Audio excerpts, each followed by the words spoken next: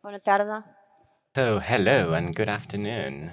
How are you? Crec que ja podem començar. I think we can Presento start. Let me el introduce Dagmawi Woubshet, Dagmawi és un Woubshet. professor de la He Universitat is de a Pennsilvània, lecturer at precisament, Pennsylvania i és University, un escriptor and well, he's i also a traductor. writer and Ensenya an literatura amazing translator. internacional He i aquest llibre és teaches fantàstic perquè literature and he representa wrote a el book which col·lectiu is amazing on de com collective encarem la grief and mort on how we sense haver face death when we know empadronat, that we are treballant en ell, condemned tractant somehow. diferents The temes book vius. is not I depressive, encara que sigui un tema que so read a it. priori Even pot if semblar molt it is a difícil, topic that pensa might sound que valia la pena difficult, parlar-ne molt, we que believe valia it's la worth pena de parlar-ne raising the topic, positivament raising grief, d'aquest tema. politics, and this is why Tenim we are Martí here. Sales, We have des Martí d'allà davant, Salas there, llegirà un dels poemes hiding, but he will que el reading professor Dagmawi és poems molt which for dedicat Professor i que creiem que us ajudaran Magbawi are molt. very Professor Martí important, and I és am sure you will love them.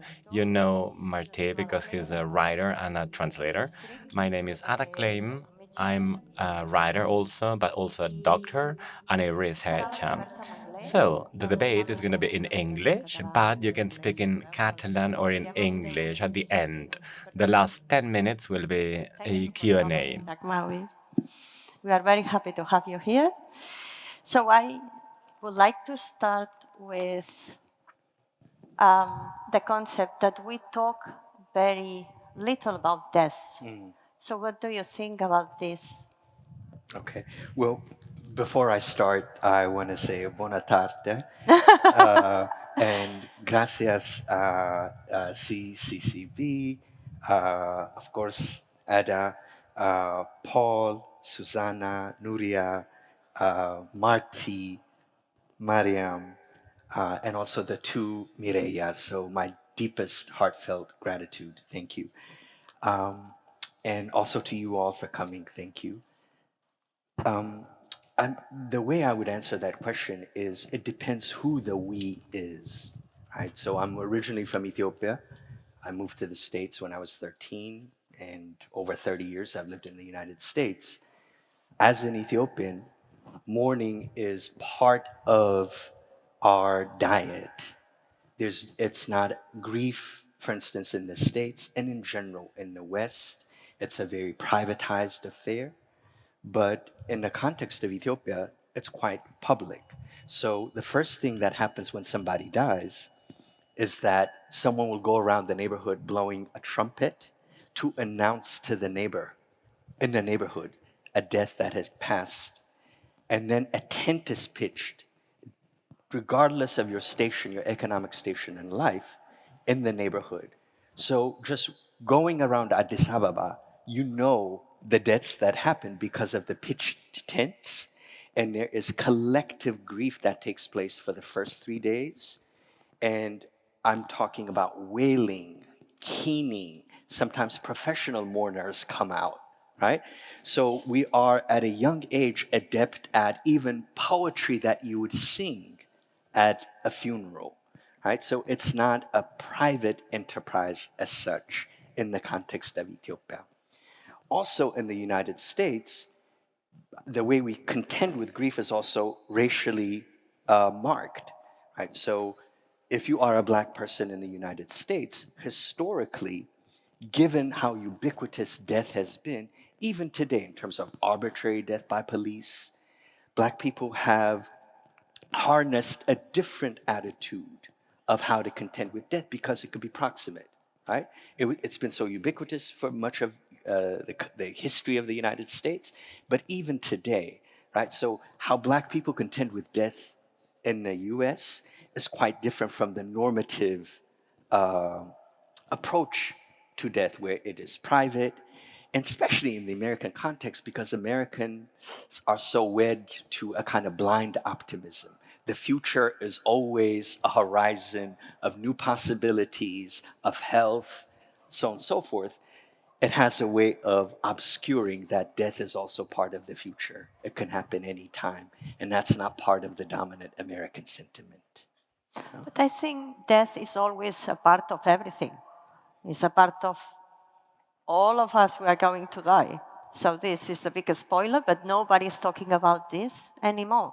Because I think in our recent past, so people used to do the same as you say, so to have the mourners to go to the houses, to spend time with the people, with the family, with the friends, etc. So they bring you food, but nowadays it's getting more and more strange, all this. And it's because I think our relationship with death has changed. Everybody's more scared. So it's like it has become aseptic in some way. Absolutely. One of my favorite authors is his name is James Baldwin. This is actually the many parts of the world we're celebrating his 100-year anniversary. He passed in 1987, and he wrote a book in 1963 called The Fire Next Time. And this is one of the most major American authors, black author, gay author, broaching themes before anybody broached them. But in The Fire Next Time, he has a line about we have to earn our death, right? Which is to say, it is part and parcel of life. There is no way avoiding it. And he sometimes would say, my death is somewhere on the calendar waiting for me. He says maybe death is looking at its, nails, but we don't know it. I know my death is sometime somewhere fixed on the calendar. Pray God it's not tomorrow. But with that knowledge, then what it means to earn one's death can be a way how ethically we conduct our life, right? So that when that moment arrives, it's not a cause of fear. It could be, in fact, could be a sense of rejoicing. I think it's also a matter that if you know you are going to die and you are very aware that this will happen, you live much more consciously every day. So, because whatever you don't do today, you are not going to do it. Yeah. Another day will be different. So you are missing that. So you need to do things, to understand things, to do good, to act whatever, no? So this is the spirit. And I think for you black people, black community, so you have had all this heritage of the relationship with death that you, it comes with you as a person. You inherit this, right? Yeah, and so this is a great point, Ada, because the distinction I would make is there's death that is part of sentient life, right? As human beings, as animals, that's just part of the course of life, of nature, right? So, and also there are cultural rituals we observe that come based on a given culture. Religion quite often supplies a lot of our tools, cultural rites. So there's that element. But then death is also a political affair. So when I was growing up in Ethiopia under a very brutal military regime, the Derg regime for 17 years, death was used as a political instrument, right? So one of the things that the Derg regime used to do was it would publicly kill dissidents, political dissidents, right? And It's an example for others. what's that? As an example. As an Yeah, example. And the way in addition to compound the harm, in order to retrieve the dead body, you had to pay for the bullet, right, that the government used. Now, to kill itself is a violent act, but it's also showing the bereaved, the family, the mourning family, you cannot participate, you cannot partake in the rituals. You actually have to pay for the bullet, right? So I think it's an important distinction to make how we think about death in cultural terms, but also in political terms, right? We see, for instance, in the United States, one of the most important political movements that's come about in the last, quarter century, Black Lives Matter. That's because of death. the brutal killing of Black people in the hands of police. And so death also has a very important political character. So I think, because if we introduce this theme about how death can be a political matter, I think it's a moment for Martí to come and read a poem that is, and you will tell us why it's important for you. Sure.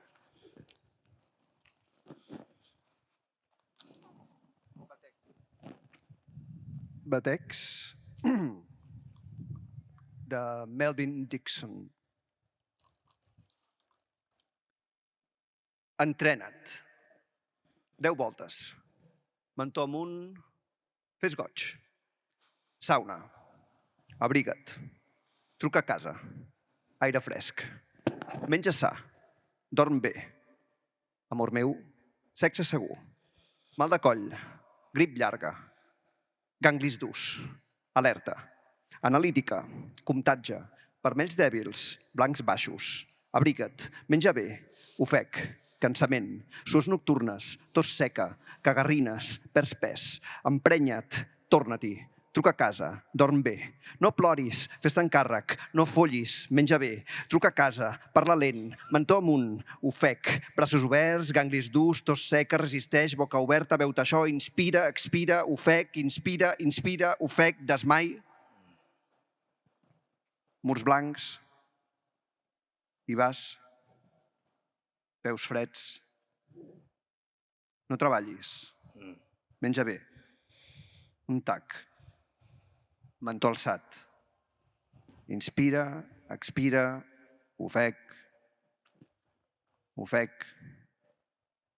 Sang. Mal al pit. Boca seca. Perds el cap. 6 mesos? 3 setmanes? No pots menjar. Ofec. Avui?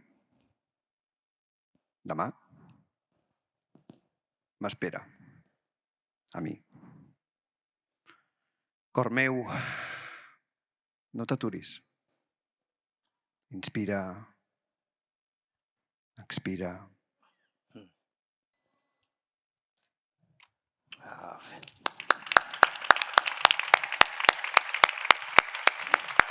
So, Dagmawi, can you tell us about this poem?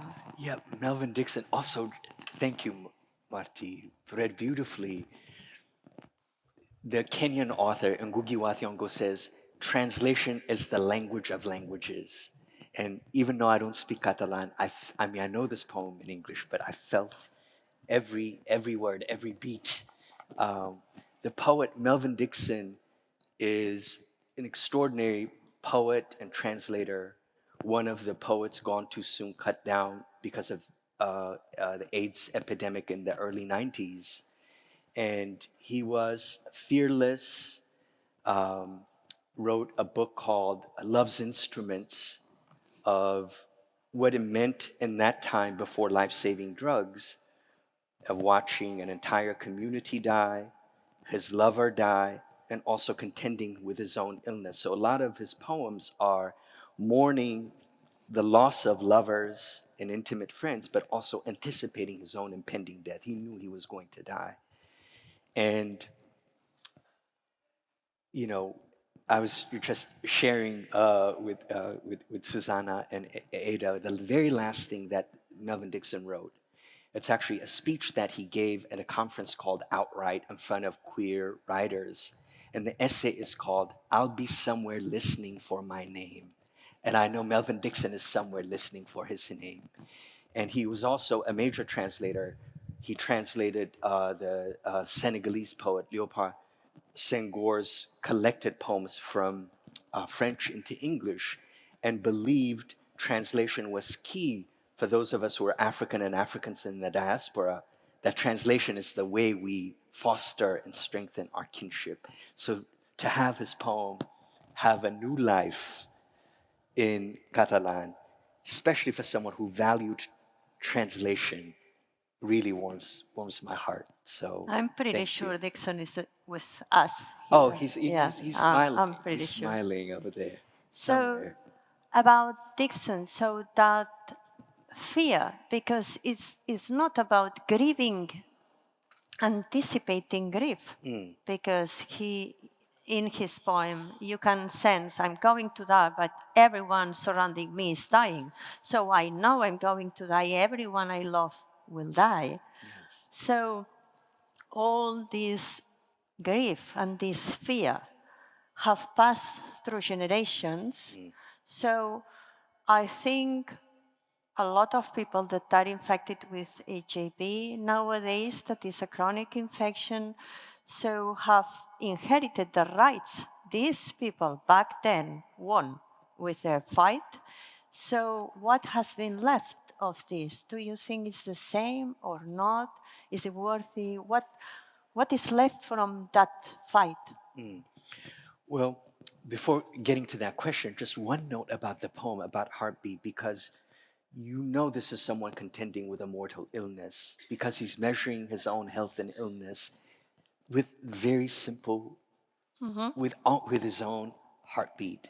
And the poem itself is dubbed to a normal heartbeat, and then in the course of the poem, it begins to falter. So in the rhythm of the poem, we hear in a short lyric from health to illness based on how he's manipulating the heartbeat and the beat of the poem.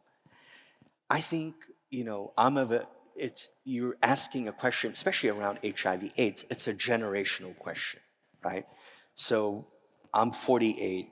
When I was just sexually coming of age, it's when in the United States and also in Europe and Spain, much of the death during it happened in the 90s, right? So 92, 93, 94, 95, and then the life-saving drugs become available in 1996, and certainly in the West, the death toll drops precipitously.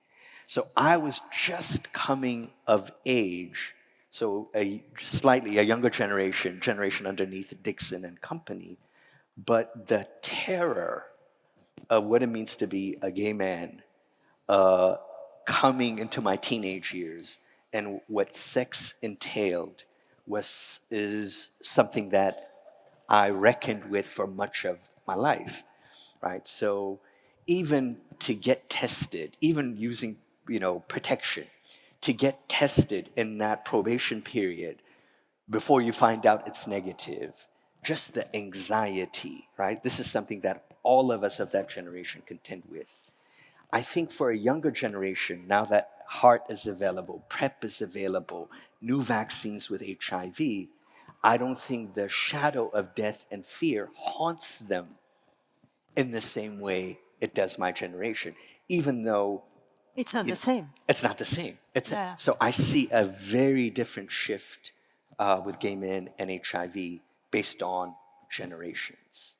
So this makes me think about how, because is this like a collective inherited grief, inherited fear, but it's something about collective, so it's a community.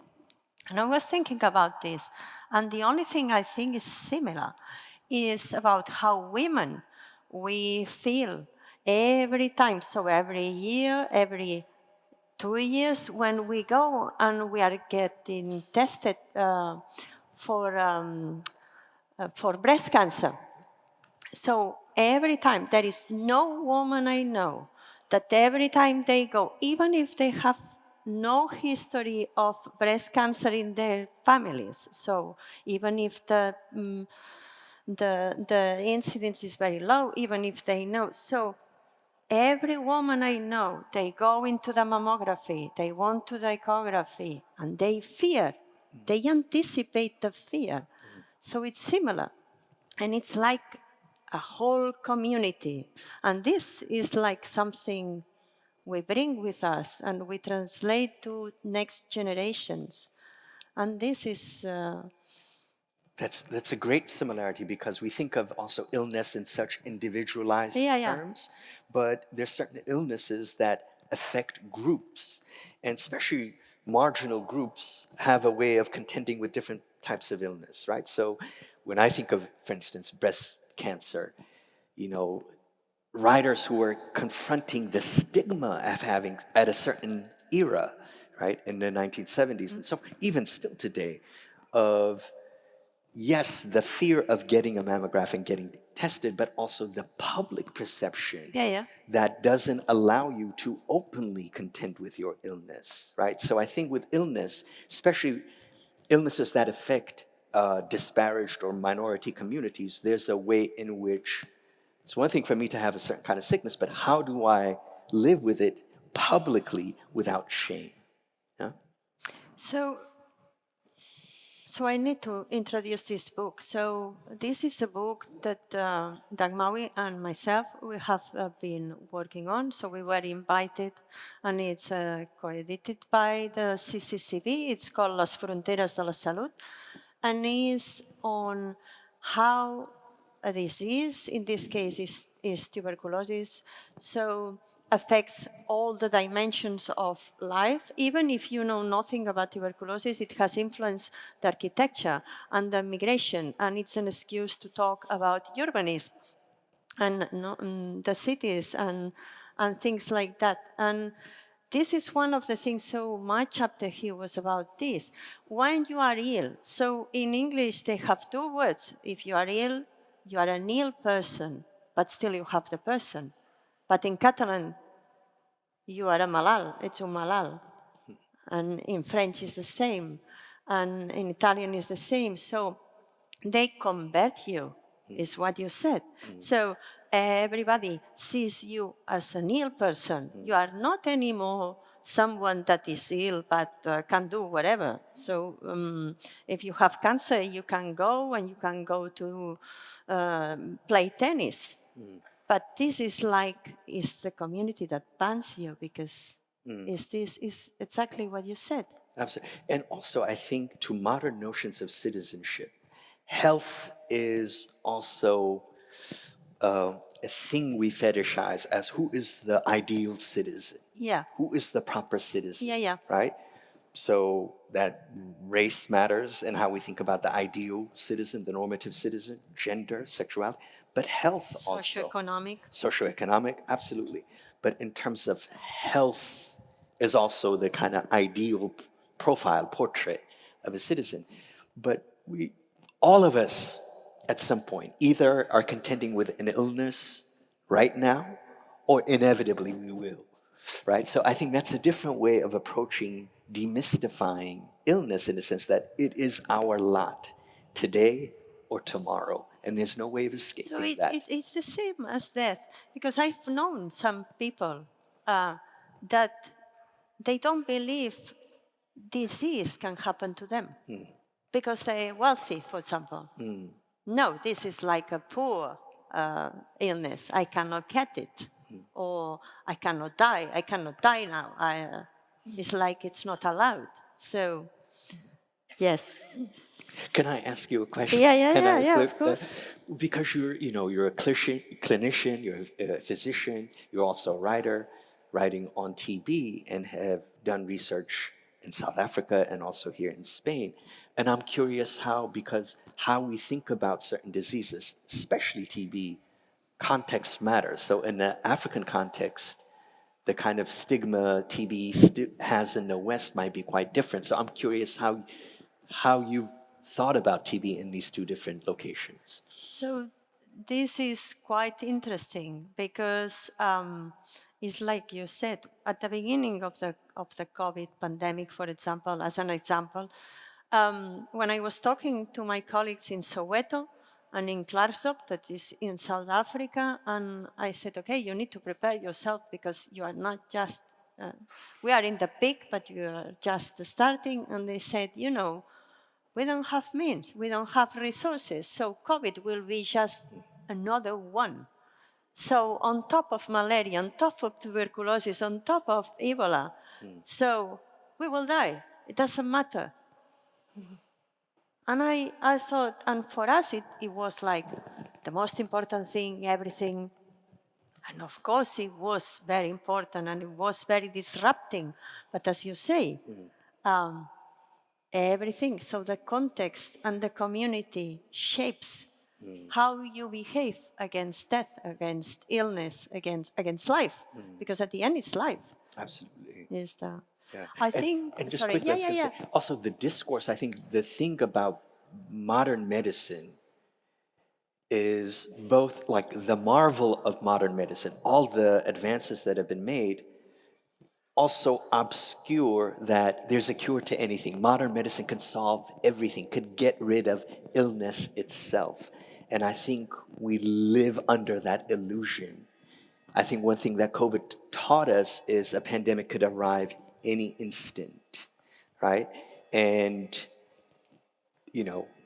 deaths, countless deaths could take place. And I think part of the illusion, if you will, of modern medicine is it could solve everything, right? Yeah, We've and it's reached not all true. the Of course, advances. medicine is not an exact science. Right. So, and we have discussed, you and me, before about this. Medicine, so people can forgive you if you misdiagnose something. They can never forgive you if you don't comfort them, if you don't accompany them, because this is also part of medicine. If you cannot do that, you're not a proper doctor. You're not a clinician. That you are missing a big part of what you should be doing. But still nowadays everything is very modern, so it could be done by ChatGPT. So if you don't have this part, just let's the AI do it, because the machine will probably do much better. So I think we need to read another poem. Okay.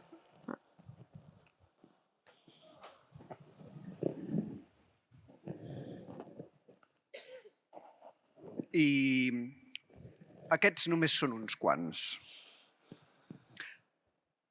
Aquest poema és pels morts de l'epidèmia i pels vius.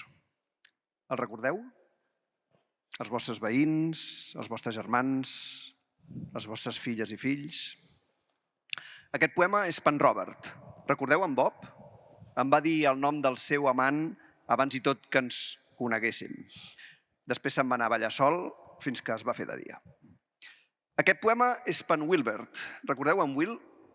Ell, que va servir aquest país amb diplomàcia i dignitat, va mostrar a l'Àfrica que tots som família. Aquest poema és per en Joseph. Recordeu en Joe?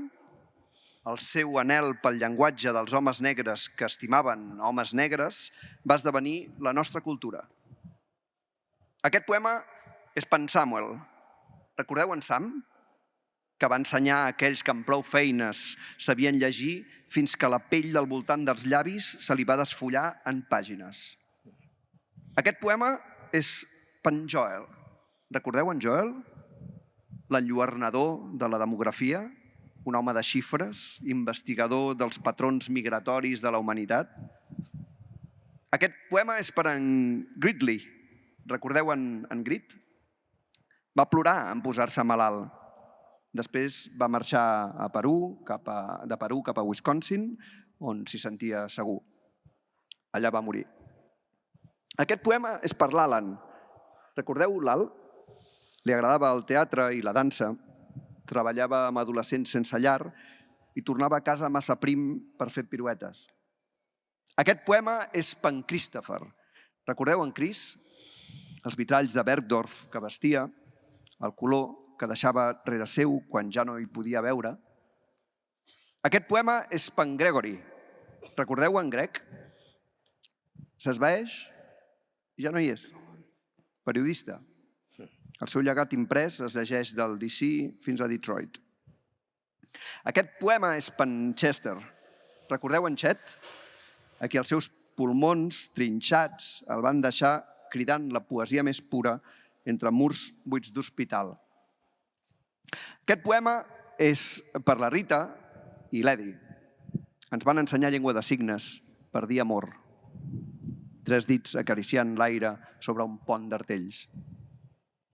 Aquest poema és per en Richard. Recordeu en Rich? Sempre a punt pels jocs de paraules, pel ritme àgil de la seva ment, per la nostra abraçada constant. Aquest poema és pels vius i pels morts de l'epidèmia. Recordeu-los, recordeu-me, Melvin Dixon. Fantastic.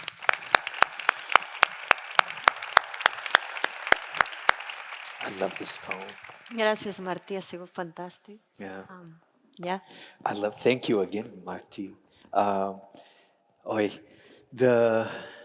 one of the things, because Marty actually just showed me the beautiful Keith Haring mural when he came, I guess, in 1987, right? Keith Haring also, of course, died of AIDS.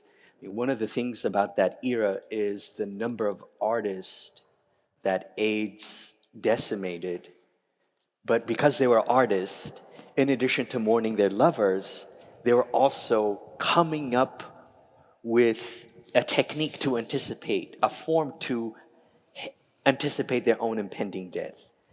In poetry, something that I just marvel when I look at that body of work of the poets is because the grammar of loss is past tense, right? When we think about loss, it's about people who've died, people who are absent, so on and so forth. But because they're anticipating their own imminent, impending death, the death that's going to arrive, they torque the grammar. So loss is both past tense, but also future tense. So in a poem like this, he's saying, this is for the epidemic dead and the living, which is to say the living are also going to die very soon. So the way in which a poem like that calibrates the grammar of loss to also talk about the future tense is something I marvel at. And the other thing is, just a poem like this shows you in one poet how his life, so much death abounded in his life. He's mourning 13 close friends who died. But in the poem's calculus, there is the poet himself was dying. So it's actually 14 people, right, that he is mourning. And yeah, to Melvin Dixon, who knew Keith Haring too. So Dagmawi, I want you to explain, because there will be a lot of people that have not read your wonderful book that is called The Calendar of Loss, to explain us what is the Calendar of Loss, but also what were all these artistic manifestations that these people do at that time. Because they were political acts. yeah, sure. I mean, again, the thing that really distinguishes this period is, we have to remember the extraordinary stigma attached to AIDS in the 1980s, right? AIDS was considered to be a gay disease. Even physicians, initially, the official medical diagnosis was GRID, gay-related immune deficiency syndrome, because physicians thought it was something endemic, internal to gay people that's causing this illness, right?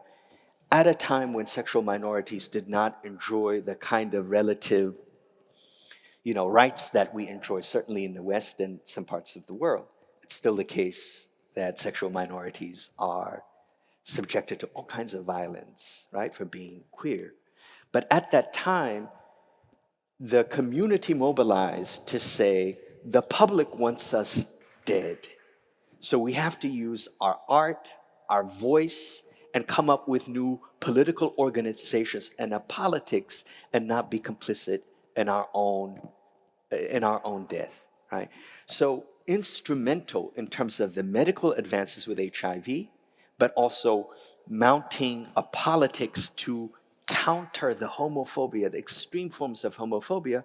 There's all these different gay organizations. So ACT UP, for instance, which had a chapter also in Spain, was instrumental. And the thing I love about an organization like ACT UP was they were so radical and political, so they would do things like having an open casket funeral in front of the White House, right? To say, the government is not recognizing our death. You want us to die in silence, but look at it. look at it, look at the dead body. And sometimes those who are dying in their will would say, use my body in the service of a political protest.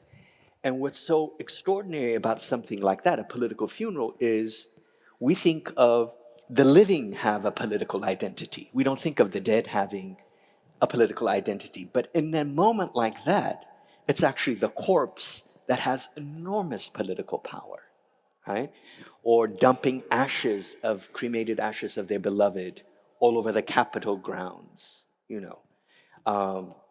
So it's the within the community, all kinds of artistic, output, but also political mobilization to counter, to correct all the pseudoscience around HIV/AIDS, but also to empower, sexual minorities who did not enjoy that right. We would not, the sexual minorities, the world over, we would not enjoy the relative rights we enjoy now had it not been for those who died and used, even while they were ill, right, for the coming generation to empower us in the way they did.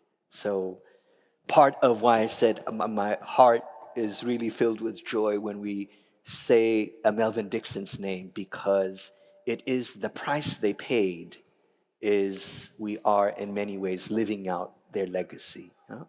Because everything you do here, so you are summing up something to what has been done before. So that's Absolutely. the whole point of everything, no? To build and build and build and build to reach a brighter future. So that's the thing. Absolutely. So when we are reading Dixon here translated in Catalan, he's here with us, we are remembering all the work these people did, that I think it was amazing because it's quite brutal.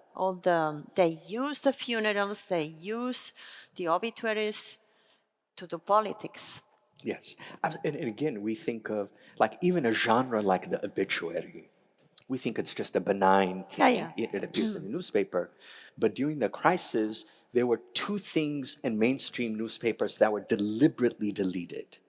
One is that the person died of AIDS. So you use a euphemism like so and so died of a long illness at 25, for instance. Yeah? So, in an obituary, that is, one of the first things that you, in the first paragraph, and usually in the last, you would say so and so is survived by, a wife, a husband, children, and they would deliberately delete same sex partners as survivors. So if you look at, for instance, like I'm thinking of a famous person like Alvin Ailey, who was a major choreographer who died. If you look at his obituary in the New York Times, you have no sense that he died of AIDS, that he was gay, that he was survived by his partners. If you look at the same obituary in the New York Native, which was a gay publication, there is a totally different profile, right? So there's a way in which artists themselves use a benign genre like the obituary to make these kinds of political interventions. One of the things that ACT UP did that I love because they're so creative was anyone who died of AIDS, they would encourage people to send the obituary into the White House. So the mailroom would just pile up with obituaries of the AIDS dead, again, to force the government to see what it refuses to see. Right? That's amazing. And everybody says that art in general, so writing, painting, doing sculptures, so this heals you in some way when you are grieving, when you are suffering. But do you think also the art made by others can help us to face what is yet to come? What do you think about that? Oh, most definitely. And in fact, I'm a personal witness to this. So when I was working, the book came out in 2015, but I worked on it for about 10 years. When I was working on the book, I was not HIV positive. Even though I'm a gay man, I'm identifying with a generation that died before me. And 3 of my closest neighborhood friends in Ethiopia in the late 90s died of AIDS, and family who died of AIDS. So I had a proximity to it, but not as an HIV positive person. In 2017, I seroconverted. And it was extraordinary how the work I had done and all the poetry was enormous resource. So when I received the diagnosis, like the art itself had a way of shoring me up, and in a way I could not have anticipated, right? Because yes, it's a different era for sure, But that's the extraordinary power of words, right? That's what, to your point earlier about, yes, we need modern medicine, but we also need words, poetry, art as balm, right? Prayer is an art. Yeah, yeah, of Prayer course. is poetry. When we're sick, what is the first thing? Those of us, regardless of one's faith, you may even be an atheist or an agnostic, right? A crisis comes, we leap into prayer. That's poetry, right? That's a way of actually sustaining us in some profound way. So I think art, especially art around grief, is something that we have to have close by. In the way the world is going to, the world is rife with illness, rife with loss. And who knows the next pandemic that is around the corner, right? Like, I'm not naive enough to think that we're not going to get another kind of COVID. I mean, I don't want to be a Cassandra about it, but No, we are sure about it. we're sure about it, right? We are sure about it. So in that moment, if we cannot learn from the past, right? What can we draw from the past as resources, sustenance? And no doubt about it, art is essential, right? Again, as we see just across the courtyard, Keith Haring's, it was so beautiful to see Keith Haring's incredible mural. Yeah? It's nice. So you remind me, because there are a lot of works done about how people that were in the Nazis concentration camps, those people that had like a cultural background, poetry, arts, were engaged with that. That was a big comfort for them. So they were better able to cope with anticipated death, with all these kinds of things. So yes, it's very important. Yeah. And it's not easy, right? No, of course, It's nothing not is easy. easy. Life is It's not not easy. easy.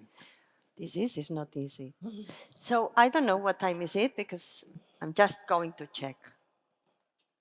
So we have a quarter of an hour. Okay. So it's about 5 minutes more, and then we will open the floor for questions. So I don't know if you want to tell us more. With the point about fear, like of, as a writer, like things one commits, because we're talking about poetry and how essential it could be a compass, a real compass in terms of how we navigate our lives, and especially about fear. There's a quote, I want to get it tattooed, but I don't like pain. So, and it's a long quote, but it's by the poet Audre Lorde, who wrote this beautiful book called The Cancer Journals when she was dealing with breast cancer. She described herself as a Black lesbian poet, warrior, mother. But in an interview, she says this. She says, I started out like all of us start out, a coward, afraid. It is not to say that I am not afraid now. It is to say, whether I'm afraid or not, I count less. I value myself more than my terrors. It doesn't mean I don't have them. But once I take this position, I could look at them and see what it is that they teach me. That's very nice. That's really very nice. I think it's a way of contending. Fear is everywhere. I think we have to Yeah. have a way. Yeah? So I think one of the definitions of courage is the ability to do things even if you fear them. So in spite you fear them, you do it. Absolutely. So I don't know if anyone wants to comment anything. I have just one thing. So in this book that we participated, so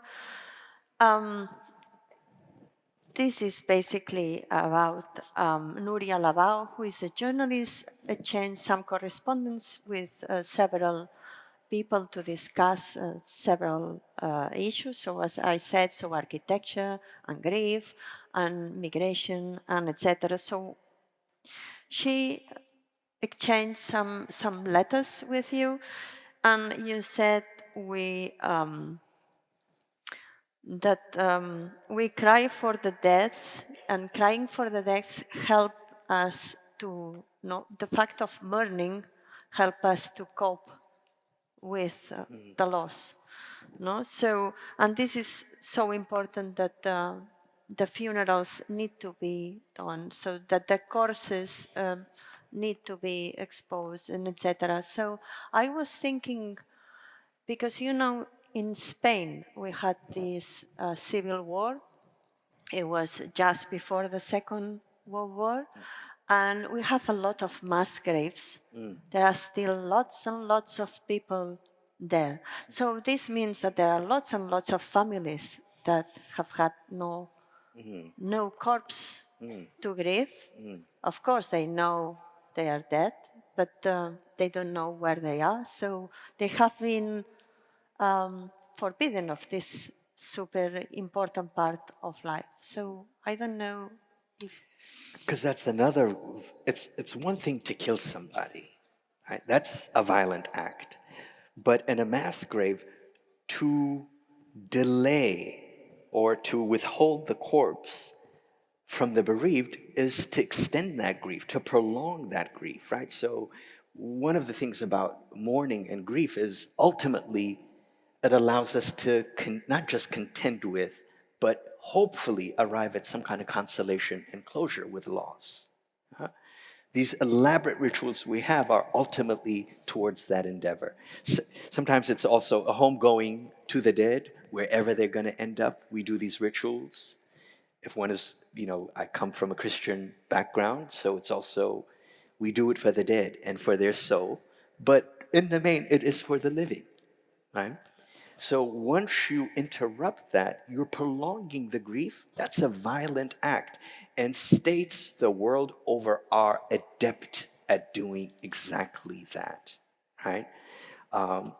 And I mean, not to be human-centric about it, but I think one of the things that distinguish us from other sentient life, elephants actually also mourn their dead, but no other sentient life has the kind of elaborate rituals that we human beings have. And if you were to ask me, what is the thing that differentiates me as a sentient life from another animal, it is in fact these elaborate rituals that we have. We have elegies, we have funerals, we have all these elaborate rites that I think is fundamental to what it means to be human. There's no other thing actually is as fundamental. And even the term, this is the Italian philosopher Giambattista Vito says, human, the etymology of the word human comes from humando, which means to bury. Now think about that. Human, of all the things we could have chosen to connect what it means to be human, its etymology is humando, which means to bury, which means this is such a fundamental ethical act for us. So to delay it, to defer it, which states are so adept at, right, is an extraordinarily violent endeavor. So I was thinking when you were saying this, because in the Iliad, so probably you all know about the book, so it's my favorite book because everything is there. So there is the rage, there is the fear, and there is love, and there is grief, and everything. So at the very end, so Achilles has the corpse of Hector, his enemy, and the father of Hector goes there and asks for the body, and he risks his life just to be able to mourn his son and to bury the corpse of his son. And Achilles, even if he has been so cruel, even if he's so angry, he stops the war for a minute and grants this. So the whole point at the end, so is this generosity, because amidst all the rage and all the everything, the hate, still we should be able to bury our dead. So, Yeah, no doubt. And also, it's, say a funeral, it's a collective thing. Yeah, It's yeah. also a way of saying you're not shouldering this loss and this grief alone. There are elaborate rituals and a whole community to do it, right? And again, mourning rituals change, from place to place. If there was an Ethiopian in the audience, and for instance, I do this sometimes at home, and my mother says, put your hands down, because if you do this in an Ethiopia, that's a sign of grief. When people wail, they put their hands. But this is also just a comfortable gesture. So when I'm doing this at You're home, not allowed. my mother says, put your hand down. So, all the, and in Ethiopia, in the kind of Orthodox Christian tradition, to return to your question, why I termed it the calendar of loss, because we do measure the calendar in that way, right? So for the first 3 days, there's wailing, keening, and then there's the 7th day, and then there's the 40th day, the 80th day, the 1-year mark, the 7-year mark. There, I went to see my aunt. This is in Ethiopia, the 7th year after her husband had died. And she wailed with the same intensity as if it was the first day. And there's a way in which that 7-year mark meant so much to her. And she would, in fact, measure, it's been, the 7-year mark is approaching, etc. Right? So I think in different contexts, these rituals are embedded, although kind of modernity has a way of grounding that out, right? Like if you privatize it, then you're not able to observe these elaborate rituals that I think are essential to the human. Even to see a body being interred into the ground does something for us in terms of reckoning with our grief, right? As opposed to not having the body, right? Yeah. I think we need to open for questions. Does anybody has a question for? Okay, over there, please. I don't know if we have mics, and then here.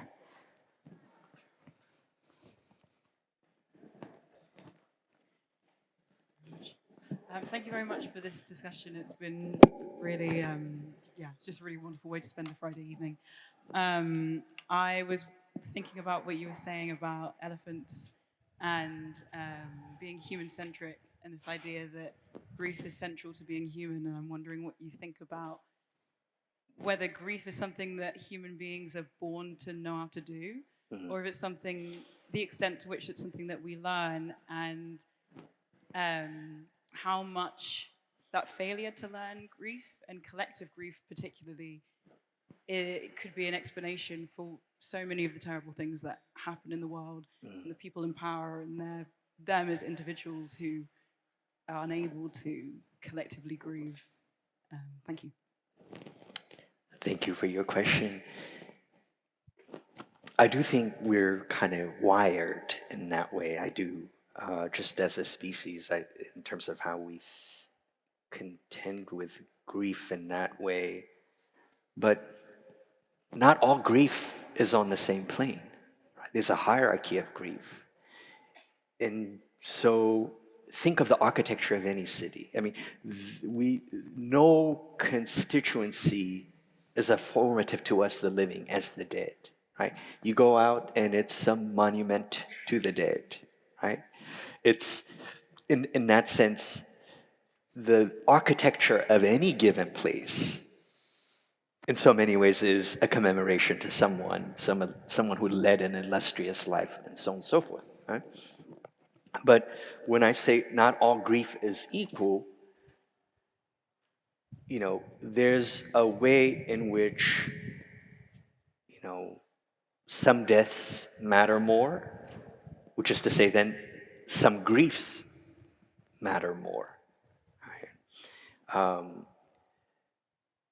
And grief doesn't happen in a social or political vacuum, right? So in many ways, we see the kind of systemic inequities and imbalances also in how, mourning rituals are administered. So, for instance, when I was talking about the kind of early era of AIDS in the mourning that took place, is one of the actions that ACT UP did, for instance, of the open casket funeral in front of the White House. The FBI, Washington, D.C. Metro Police, undercover and also in uniform, tried to shut that down because that grief does not have public standing, right? This is something that we also see, certainly in the United States, with Black Lives Matter, whose grief and whose loss matters, right? So it's not just simply like when we think of someone like George Floyd, the actual killing that we saw, a recorded killing, but it was also the way in which, it is because these deaths, ubiquitous deaths, happen all the time, and it doesn't court enough attention and enough public grief that the public itself mobilized in an extraordinary way, right? So the point I'm trying to underline is there is clearly a politics of grief to who we decide to commemorate. This is what the philosopher Judith Butler, I know she's been at this Biennale, she says, who is, the grievable life? Who warrants public grief? Right? It's something that we have to, contend with. A beginning of an answer. Yes, please. Thank you both and to the reader for this fantastic conference. This is more a comment than a question, but during the AIDS epidemic, not the AIDS epidemic, the COVID epidemic, we were put into a situation where many, many family members could not participate in their loved ones' final moments. People were actually dying over Skype. It was just amazing.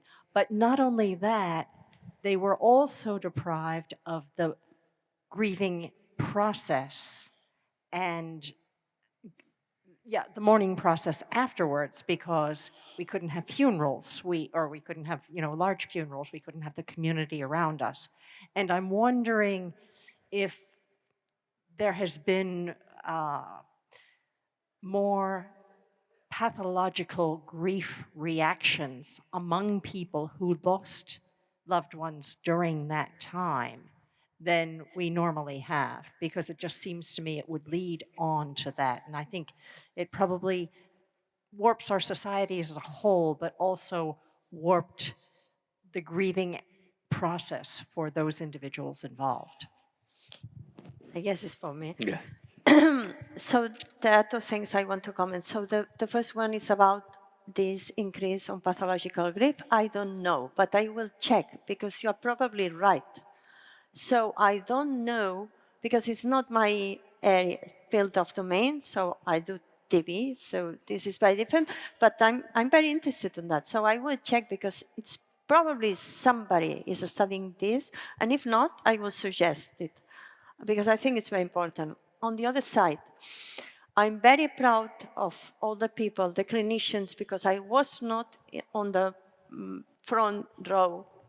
I was on the management part, etc. So I was not there, but I know for sure that there were a lot from the very beginning, because there was this, it was not a law, but it was more an act that was passed that the people, so you went to the doctor, to emergency room with your relative, your husband, your father, or whoever. So you left him or her there. And then you probably wouldn't see him anymore.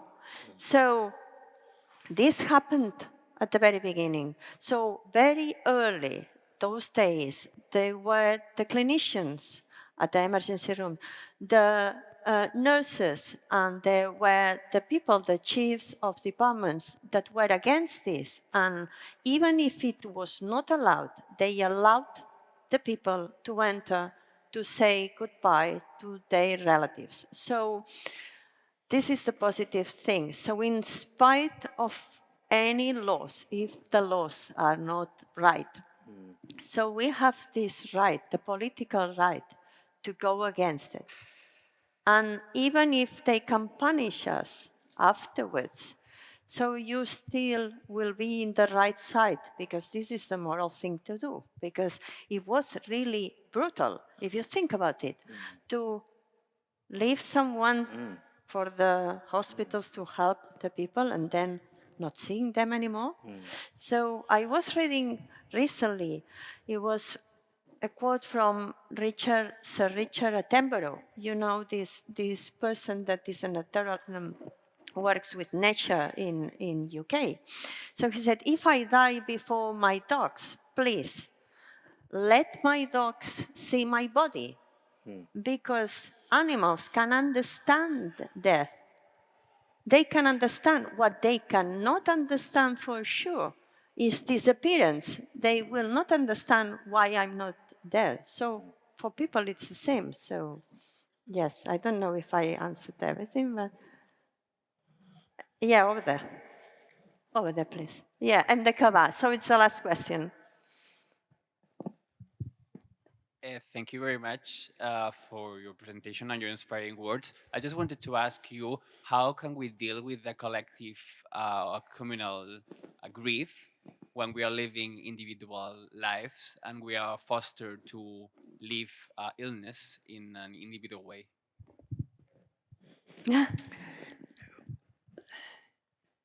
I mean, it's a hard question. Yeah? I think community is key. I mean, it's a basic answer, but I do mean that. However, we cultivate different communities, right? So that I think part of the modern world, part of our technological advances, where's my phone, my gadget, is actually leading us more and more to lead these very isolated, atomized individual lives, severed from real contact, right? And that is essential. That is the necessary ingredient to fostering community. I have to go out and be in communion with others, in fellowship with others, right? And there's social scientists who actually study the decline of like different civic cultures, right? Like people would have bowling. There's a famous study of now maybe a decade old about people who used to be part of like a bowling association and how that's declined. All these different associations, things people used to do collectively, how it's actually on the wane. There are different, I think, explanations for that, not just a singular one. But I think we have to be adamant about, be they civic organizations, be they even to go, I mean, I'm speaking now as a gay man. So it's one thing just to rely on Grindr, yet another to actually go to a bar and carry a conversation with a stranger, right? The point I'm trying to emphasize is real contact is essential, and I think that's how we foster community. And among crisis is everywhere. You know what I mean? We may here live in relative safety and security, but the world is awash at this hour with all kinds of crises.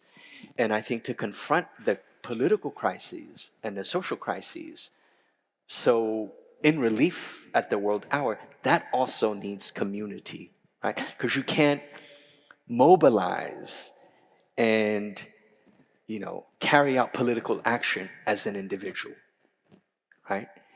Even to change policies of a government, even to, change, I'm thinking about the genocide that's taking place, for instance, in Gaza. I come in a university, for instance, where many of you saw, and this is also something that was happening in Europe, where universities became a kind of epicenter of activism and protest.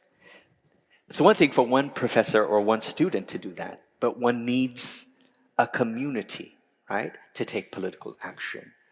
So I think it's just being vigilant and being adamant and not succumbing to the algorithms that are more and more increasingly asking us to live very privatized individual lives.